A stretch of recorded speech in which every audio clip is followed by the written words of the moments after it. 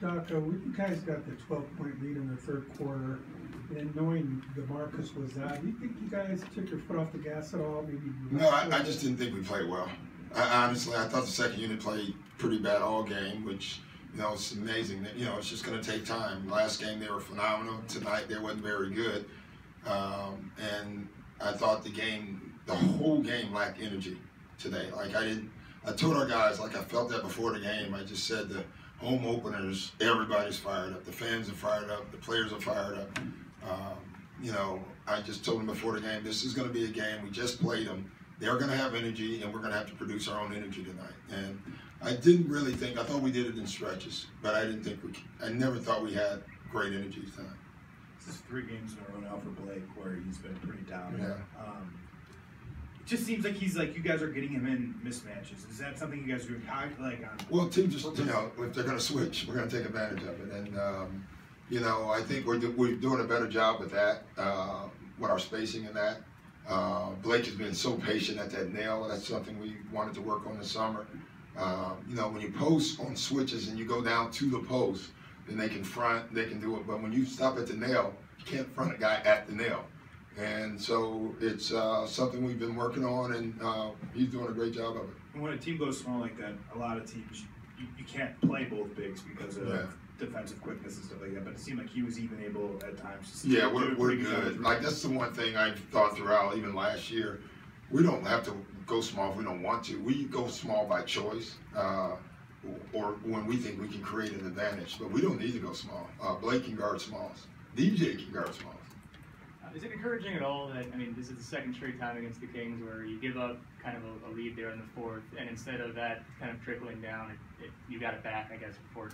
Yeah, it was the first game was more encouraging. I wasn't encouraged tonight at all. The only thing that was encouraging about tonight is we won. Honestly, you just feel it early. We just never had energy, and then usually the second group comes in with energy, and they were worse. They were flat, and that's going to happen. So. Do you feel like Lance maybe is feeling some of that energy void left by Glenn Davis now? Yeah, Lance has been good. He was good tonight. He's just been a good spirit. I just think he's learning. He's trying to figure it out. Blake and DJ and them, they're always on him. And Lance takes it half the time. Half the time he wants to discuss it. But it's good. It's good energy. So. It's funny, he didn't get it right, every time yet, but he's trying to get it right. You can visibly see him, he's frustrated when he's in the wrong spot. That is a high demand group, that first group. It's like Paul was saying the other day, they come down and call a play from 2 years ago, and they expect you to figure it out. And when you don't, they get frustrated, which is unfair. But they are a high demand group, and I think Lance is feeling that demand from them, which in the long run will push them. How tough was it for you today? I'm sure this was an emotionally draining morning. What was it like coming to work and coach? Yeah, it's listen, it's what we do. It's what Flip would have wanted, So his son, by the way, Ryan, was.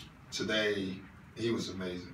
There's no way I could have gotten up there and spoke, the way he spoke. I think there was not a dry eye in the house today. It was really good stuff. And I want to thank Rick Carlisle. He got all this together.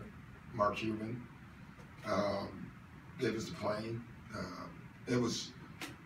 Today was a neat day for coaches. The fellowship, when you're on a plane with George Karl and you're about to go up against him, you're on a plane with Rick Carlisle, you just played him last game.